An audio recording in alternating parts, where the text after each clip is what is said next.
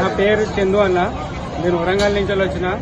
వరంగల్ నుంచి ఇక్కడికి వచ్చి దర్శనం చేసుకుందామని ఉన్నాం. అన్నాక గుండెగిర వేయించుకున్నాక లంచ్ కొని వచ్చినాం. లంచ్కానికి వచ్చినాక మేము తింటుంటే పెరుగులో జర్రీ వేసింది.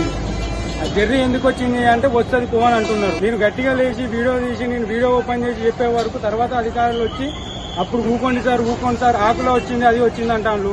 ఇట్లయితే నెగ్లిజెన్స్ ఎట్లా? మా లాంటి పిల్లలు మాకు ఇంకోళ్ళకైతే ఫుడ్ పాయిసింగ్ అయ్యి ఇంకేమన్నా అయితే సెక్యూరిటీ ఎట్లా? ఎవరు బాధ్యతలు ఉంటారు? ఇన్నెగ్లిజెన్స్ ఉండి మాట్లాడుతున్నారు వాళ్ళు మాతోని. ఆ బిహేవియర్ లేదు, నెట్టేస్తున్నారు. అందరి ముందర కిందికి రమ్మంటున్నారు.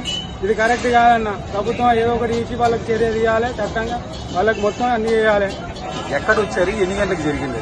ఇది 1:30కి అన్న. 1:30కి లంచ్ చేసుకున్నాం. లంచ్ చేసుకుంటేనే స్టార్ట్ అయింది. ఇది ఎక్కడ ఏ ఏరియాకి వచ్చారు? ఏ ఏరియాలో పోయి భోజనం చేశారు? 2 అన్న. ఎక్కడ? మాధవ నిలయం.